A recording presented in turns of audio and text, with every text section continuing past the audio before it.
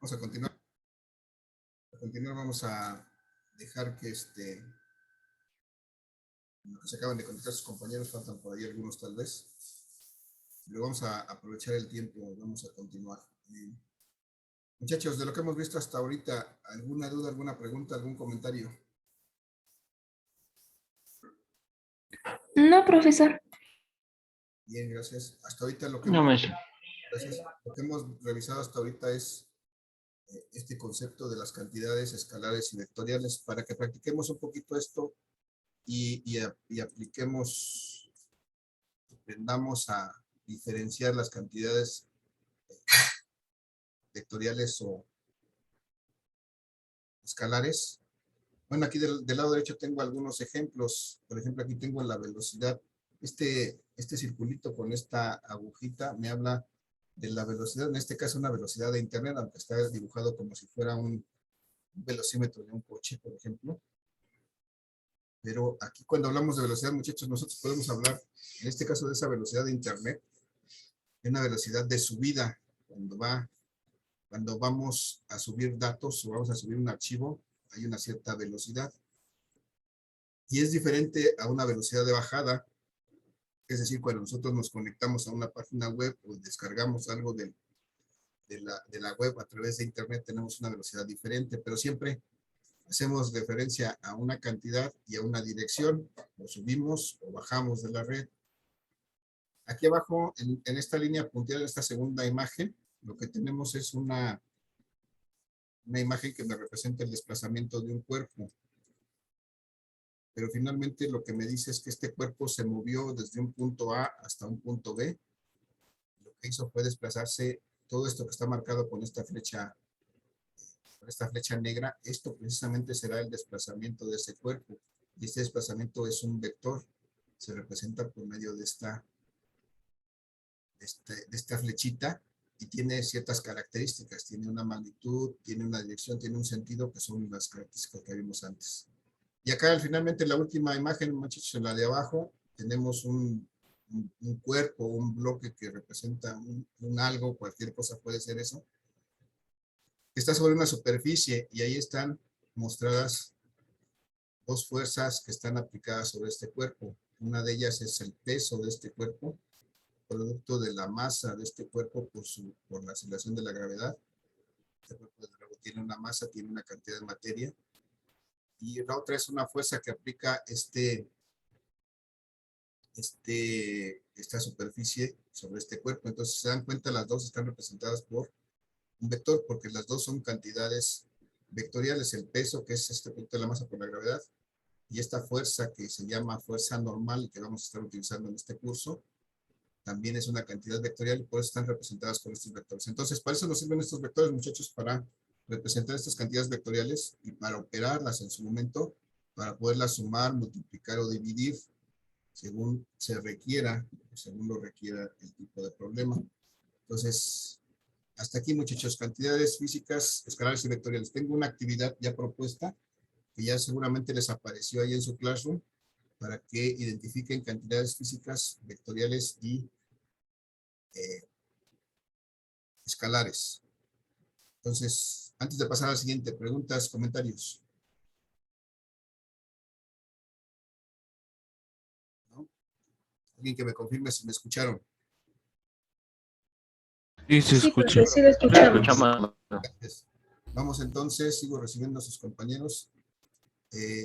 Vamos a la siguiente lámina en la que nos habla precisamente de este vector, de lo que es un vector y de lo que son sus características. Este vector es una flecha o es un segmento dirigido, que es un segmento dirigido que es un tramo de recta con una punta de flecha, que tiene estas características, tiene magnitud, tiene dirección y tiene sentido. Esas son las tres características de un vector. ¿Qué es la magnitud? La magnitud se representa por la longitud y representa qué tan grande es esa cantidad. Y se representa por la longitud de este segmento de recta, es decir, esto que está, qué tan largo dibuje yo esto me representa la magnitud del vector. Es decir, de qué tamaño es, qué tan grande es. Esta es su magnitud. Después me habla de que un vector debe tener dirección. La dirección de un vector yo la voy a identificar cuando por ese vector trazo una línea imaginaria que continúa hacia ambos extremos de ese vector. Esto se llama la línea de acción del vector. Y esta precisamente me va a dar la dirección del vector. Pero lo que me va a dar esa dirección es precisamente cuando yo mido un ángulo con respecto al eje X en un sistema cartesiano. Cuando mido este ángulo con respecto al eje X, entonces este ángulo precisamente con respecto a esta línea de acción del vector, eso me va a dar precisamente la dirección del vector. Entonces esa dirección va a estar representada por este ángulo. Dirección. Y esto que yo escribí, esto es lo que llamamos la línea de acción del vector. Entonces la dirección está dada por el ángulo que forma la línea de acción con respecto al eje X positivo de este sistema cartesiano. Este conjunto de dos ejes X y Y. Esta dirección, esa va a ser la dirección. Y el sentido, muchachos, me dice que es la orientación del vector hacia uno de los extremos de la línea de acción. Otra vez hablamos de esta línea de acción. Y entonces esta punta de flecha me dice el sentido de este vector. Este vector tiene un sentido, digamos, hacia arriba y a la derecha, porque pudiera estar la punta de flecha del otro lado. Entonces tendría un sentido hacia abajo y a la izquierda. Pero lo que me da entonces este sentido es la punta de flecha de este vector. Y aquí está otra vez esa representación. La magnitud, qué tan largo, qué tan grande es, el sentido, perdón, la dirección que es esta línea de acción dada por este ángulo, en este caso representado por la letra alfa, y el sentido, pues la punta de flecha. Son las tres características de un vector que me sirve para representar una cantidad física vectorial, la que sea, la que ustedes conozcan, de las que ya vimos y las otras que vamos a ver más adelante. Muchachos, dudas, preguntas, comentarios de esta lámina. No, profesor. No, maestro. Bien, lo que tenemos del lado izquierdo son simplemente tres vectores diferentes que tienen magnitudes diferentes, direcciones diferentes y sentidos diferentes. Entonces, aquí podemos identificar para cada uno de estos esas propiedades. Ya por el momento. Y vamos aquí a ver esta siguiente lámina en la cual estamos nuevamente viendo que está representado un vector, esta flecha roja, que tiene una cierta magnitud, aquí representada por el tamaño con que la dibuje, una cierta dirección dada por este ángulo con respecto al eje X, un ángulo que voy a llamar de manera genérica teta. La mayoría de las veces cuando hablemos de un ángulo cualquiera en física, nos vamos a referir a esta letra griega que se llama teta. A veces vamos a usar otras diferentes, pero de manera general vamos a utilizar la letra teta para representar un ángulo. Y este ángulo con respecto al eje X, les decía que es donde se mide la inclinación de este vector, este ángulo se llama el ángulo polar. Y el punto donde cruza la línea de acción del vector y este eje X se llama el polo, y este eje X propiamente se llama el eje polar. Y entonces, pues este vector se va a poder representar en forma polar en función de este eje polar, de este ángulo polar y de su magnitud. Eso lo vamos a ver un poquito más adelante. Esperemos que en esta misma sesión. Bien, entonces, nuevamente son las características del vector, haciendo referencia al eje X, que llamamos el eje polar, y al ángulo con respecto a ese eje X, que es precisamente el ángulo polar. Y vamos a ver algunas características o propiedades de los vectores. Aquí están, esta lámina me dice que un vector puede ser positivo.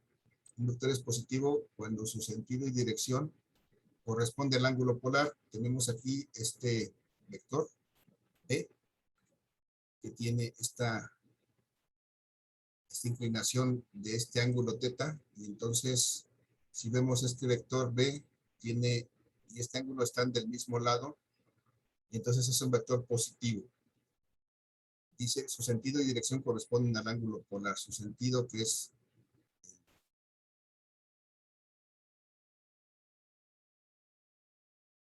su sentido que es la punta de flecha, y la dirección que es el ángulo corresponden al ángulo polar.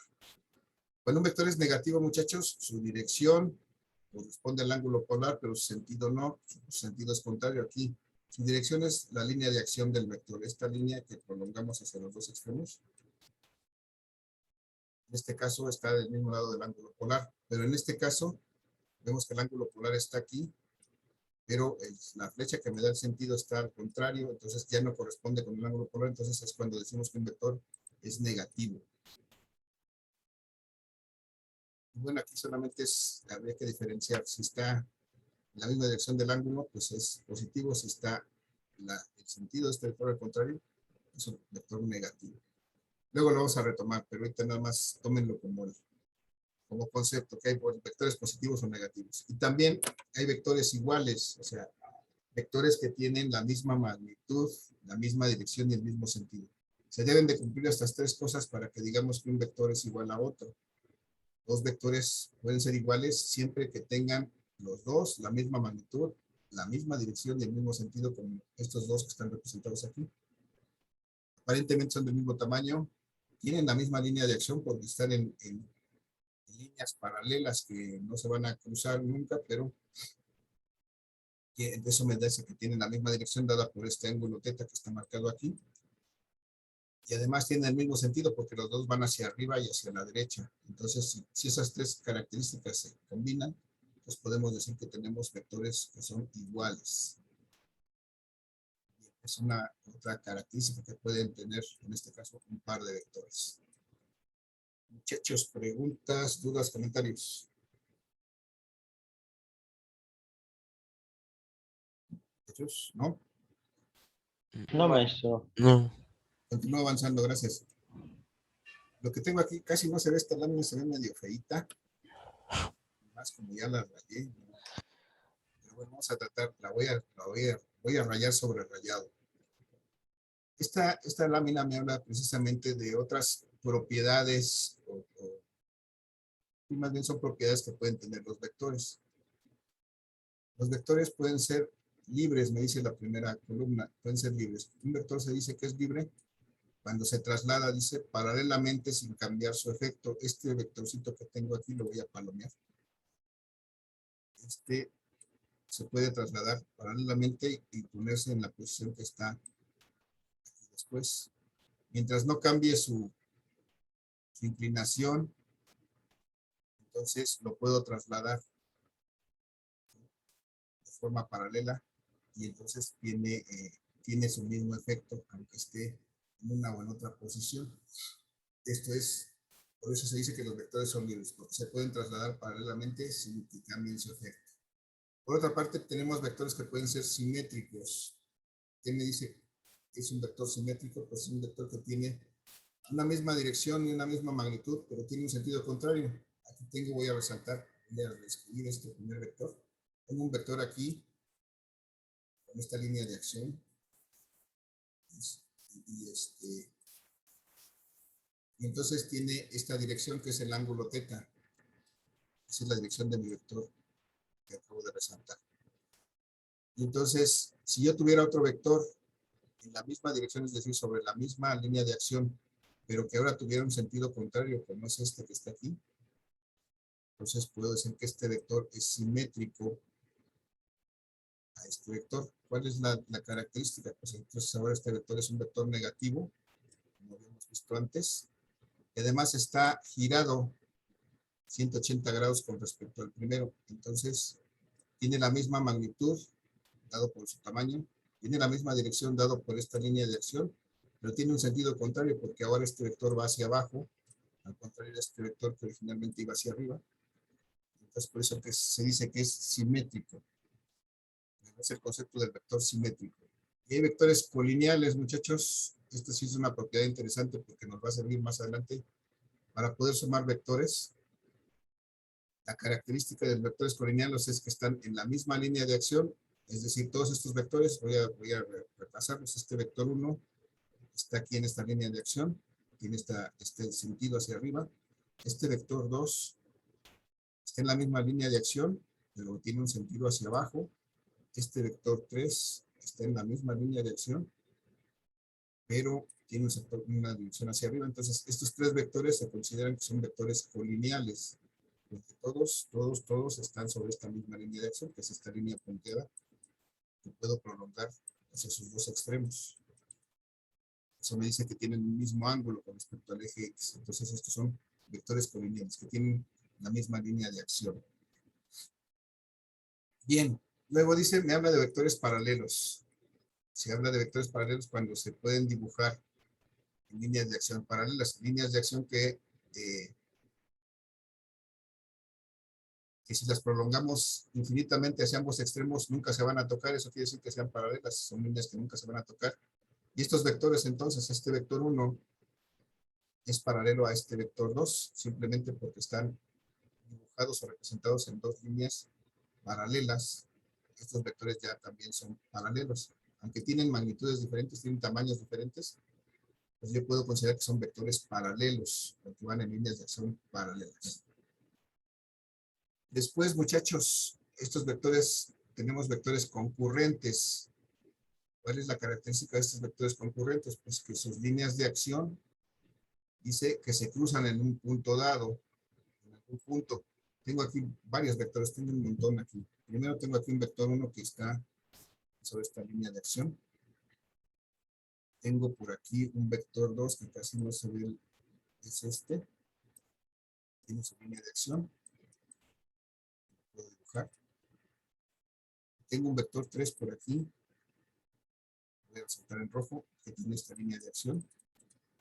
Tengo aquí un vector 4 que, al igual que el vector 1, tiene la misma línea de acción. Estos dos son entre sí colineales, pero tienen esta línea de acción. Y entonces, cuando trazamos esas líneas de acción de cada vector, vemos que todas confluyen en este punto, todas se cruzan en este punto. Cuando tenemos líneas de acción que se cruzan en algún punto, entonces estamos hablando de vectores concurrentes, que concurren en un punto, que se juntan en un punto. Entonces, ese es el concepto de los vectores concurrentes. Finalmente, muchachos, los vectores deslizantes son vectores que pueden deslizarse, dice moverse a través de su línea de acción, sin cambiar el efecto. Es decir, este vector E1 que está aquí, si yo lo muevo sobre su línea de acción, que sé que es la línea que puedo trazar, si prolongo sus extremos hacia ambos costados, si yo lo muevo hacia acá, más a la derecha y hacia arriba, pero sigue teniendo la misma magnitud, solamente lo estoy moviendo sobre su misma línea de acción, entonces ese es un vector que se desliza, se mueve sobre su misma línea de acción, pero mantiene su efecto, mantiene su tamaño, mantiene su sentido. Entonces, por eso dice que un vector puede ser deslizante. Bueno, esto finalmente, muchachos, son conceptos, son formas de identificar propiedades de los vectores que nos van a ser útiles en algún momento más adelante. Sí es importante que las identifiquemos, porque vamos a hacer referencia a ellas en algún momento de manera posterior. Muchachos, hasta aquí. ¿Dudas, preguntas, comentarios? No, profe. No, profesor. No. Gracias. Entonces, voy a continuar. Tengo aquí un otro concepto que no me acuerdo si iba en la tarea, creo que sí. No. Pero bueno, ¿qué es un sistema de vectores, muchachos? Aquí me dice la lámina que este sistema de vectores es un conjunto de dos o más vectores que actúan sobre un mismo cuerpo. Yo les quisiera preguntar en este punto, voy a verme porque luego no me veo. Tengo aquí la caja de mis lentes. Entonces, si yo lo pongo sobre la palma de mi mano, muchachos, yo les preguntaría, ¿ustedes pueden identificar cuántas fuerzas están aplicadas sobre esta cajita? No. Una sería la gravedad. Una sería la gravedad. La gravedad sí se ejerce sobre esta cajita debido a su masa, pero esa fuerza se llama el peso. Está bien, provienen de la gravedad, sí. ¿Cuál otra? ¿Hay alguna otra fuerza aplicada sobre este cuerpo ahorita? Sí, Está en reposo. sí está en reposo, pero ¿hay alguna otra fuerza aparte de la gravedad o la que genera la gravedad sobre él? ¿Hay alguna otra fuerza aplicada sobre él? La fuerza que usted le está aplicando para poder sostenerlo, ¿no? Así es, la fuerza que le está aplicando mi mano. Entonces hay dos fuerzas. Entonces ahí tengo dos fuerzas aplicadas sobre este mismo cuerpo. Eso constituye un sistema de vectores. Un conjunto de fuerzas, o sea, un conjunto, perdón, de dos o más vectores, pueden ser fuerzas o pueden ser cualquier otra cosa, cualquier otra cantidad vectorial, que actúan sobre un mismo cuerpo. En este caso son dos fuerzas que actúan sobre este mismo cuerpo.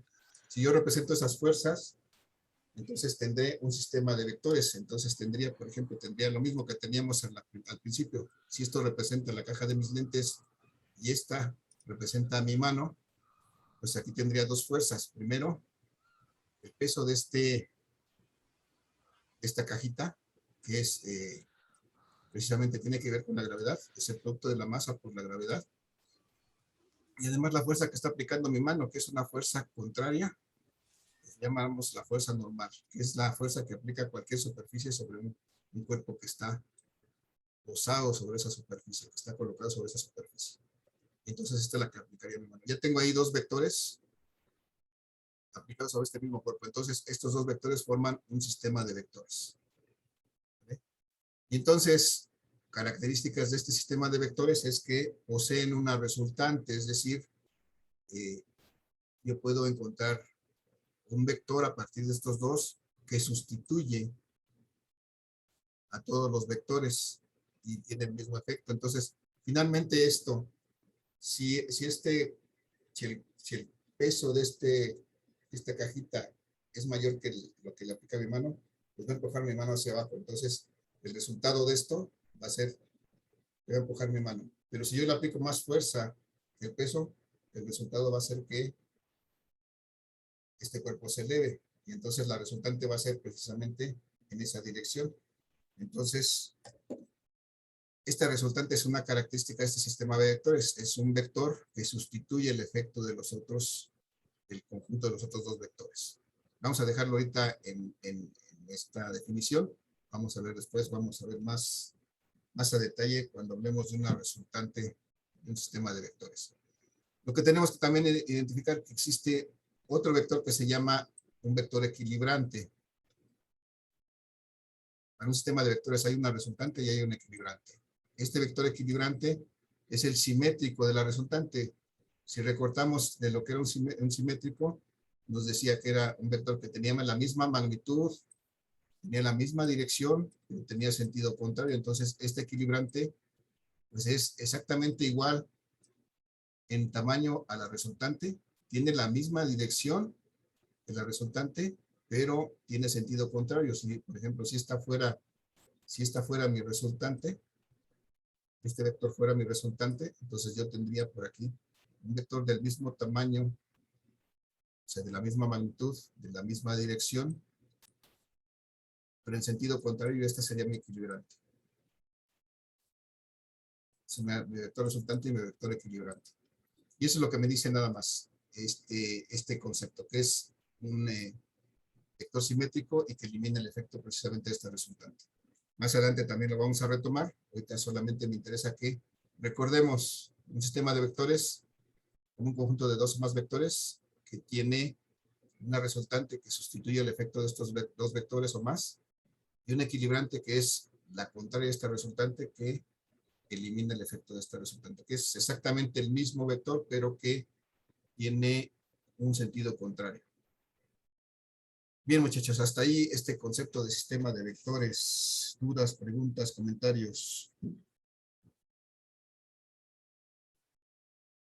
Muchachos. No, profesor, está No, bien. maestra. No, maestro.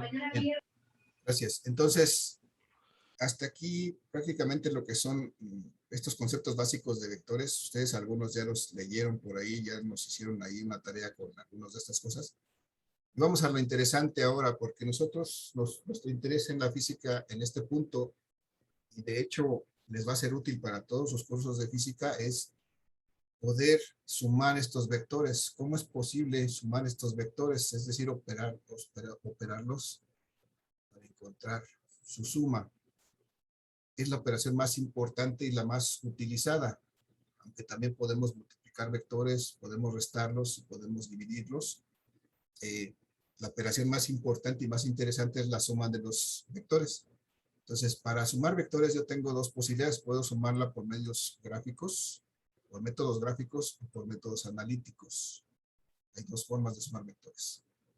Los métodos gráficos aquí están representados. El método del polígono. Cuando yo tengo más de dos vectores, 3, 4, 5, 6, 10 o 20 vectores, yo puedo sumarlos gráficamente trazando un polígono con ellos de una forma similar a como está esta figura, colocando uno a continuación del otro y al final trazando mi resultante, un vector que tiene el mismo efecto que todos los demás, desde el origen del primero al fin del último. Y ahí estaría el método del polígono, cuando tengo más 3 o más vectores. Yo tengo también un método del paralelogramo, que es este que tengo aquí abajo representado. Tengo dos vectores, el vector 1 y el vector 2. Están dibujados desde el mismo origen común. Si yo los dibujo de esta manera y luego trazo paralelas a cada uno de estos vectores en la punta de donde terminan, entonces cuando cruzan estos vectores, si yo trazo otro desde el origen común de los dos hasta el punto donde cruzaron, entonces esa será mi resultante o mi suma de estos dos vectores. Y esto lo puedo hacer gráficamente. Muchachos, ya les compartí ahorita, ya deben tener publicado en su Classroom estos métodos de suma gráfica de vectores por el polígono, por el paralelogramo. También hay un método del triángulo gráfico. Este no lo puse aquí, pero sí está descrito en la información que les compartí. Ahí lo pueden revisar. No me voy a detener en estos métodos gráficos porque son aproximados y no nos sirven cuando tenemos algunas cantidades más elaboradas. Lo más conveniente entonces es que podamos sumar nuestros vectores por métodos analíticos. Y entonces vamos a identificar que en métodos analíticos tenemos básicamente dos. Un método analítico del triángulo, que está aquí representado con estos dos vectores B1 y B2, con los ángulos internos del triángulo que se forma con estos vectores y con la resultante o con la suma de estos dos vectores. Y de esta manera, utilizando algunas herramientas de la geometría, podemos resolver y calcular la suma de estos dos vectores o la resultante, que es lo mismo, de estos dos vectores, haciendo uso de estas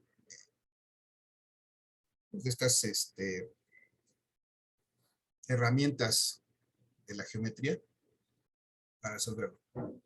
Y el día de hoy en estas sesiones nos vamos a centrar en un segundo método analítico que se llama el método de componentes rectangulares, que es el método más general, más utilizado y más común para sumar vectores. Podemos utilizar este método porque este método me permite sumar 2, 3, 4, 5, 6 o 10 vectores a la vez de una manera fácil. Entonces, por eso nos interesa estudiar en esta parte del curso esta suma de vectores por el método de componentes rectangulares. Pero bueno, lo vamos a retomar más adelante. Vamos a explicar qué es todo esto que está aquí dibujado. Lo vamos a retomar para verlo con más detalle. Lo que puedo adelantar desde ahorita es que cada vector se puede descomponer en vectores, en dos vectores que están sobre los ejes X y Y, y esos son las componentes rectangulares de estos vectores. Vamos a ver esto con más calmita, yo creo que el día de mañana. Pero bueno, hasta aquí, muchachos. Ese es el método de suma de vectores. Son métodos gráficos, métodos analíticos. Nos vamos a centrar precisamente en la suma de vectores por el método de componentes rectangulares. Muchachos, dudas, preguntas, comentarios hasta aquí. No. No, profesor. No, profe. No, por el momento no. Gracias. Voy a dejar de compartir esta presentación. Les voy a compartir otra para que continuemos hablando precisamente de estos vectores. Cómo los vamos a escribir, cómo los vamos a representar.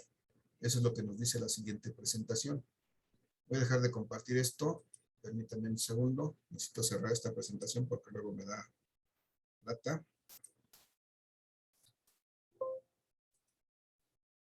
Y voy a ver la otra.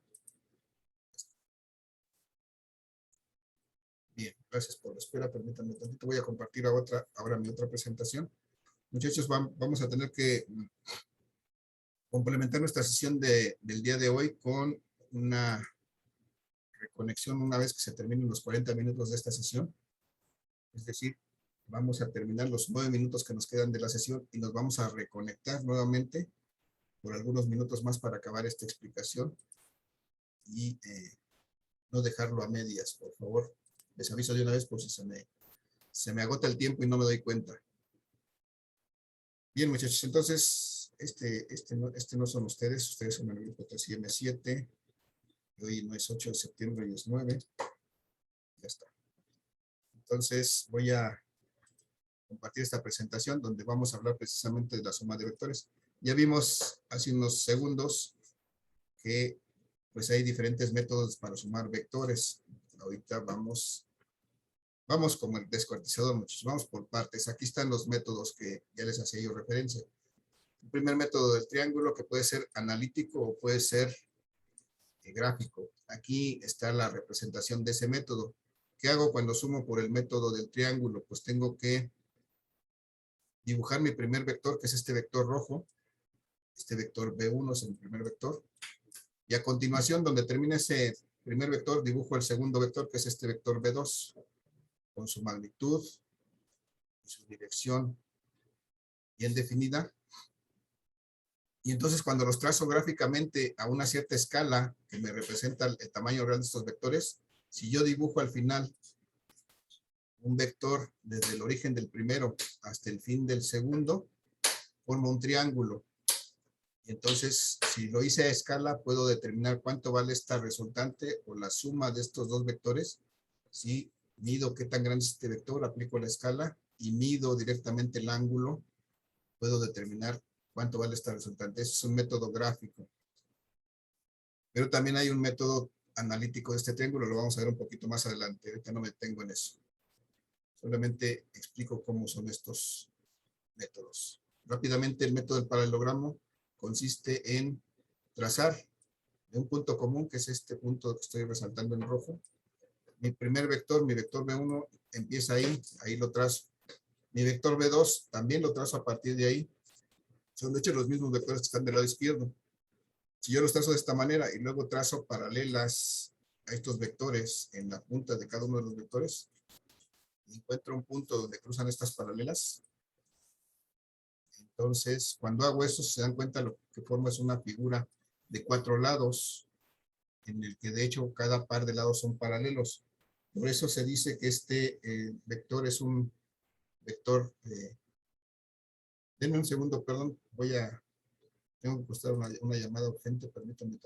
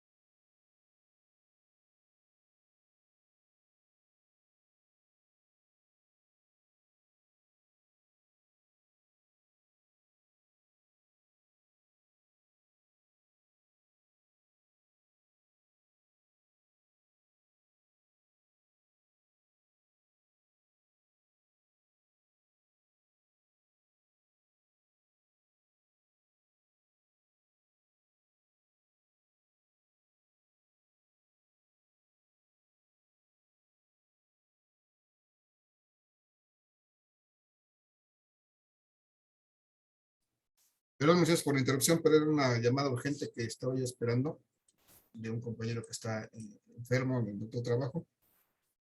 Ya la atendí. Disculpen la interrupción. Vamos entonces, muchachos, a continuar.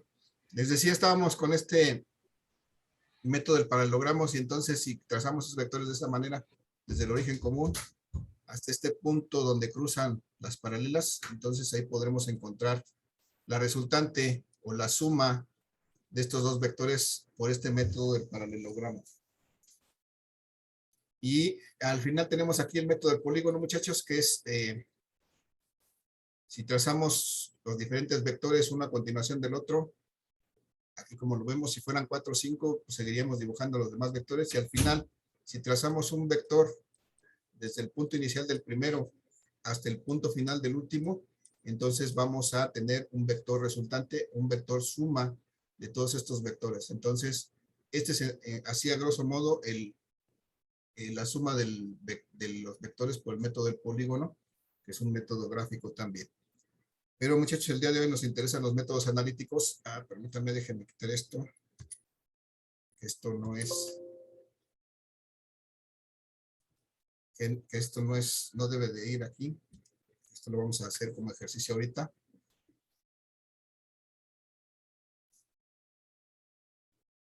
Y ahora sí. Vamos a ver que para sumar vectores, pues tengo que aprender a escribirlos. Tengo que aprender a identificarlos como tal. Para eso vamos a hacer este ejercicio ahorita, muchachos. Y para eso les voy a pedir que, como nos queda solamente 1 minuto de sesión, nos reconectemos para terminar este ejercicio. ¿Vale, muchachos? Antes de eso, que nos queda muy poquito tiempo,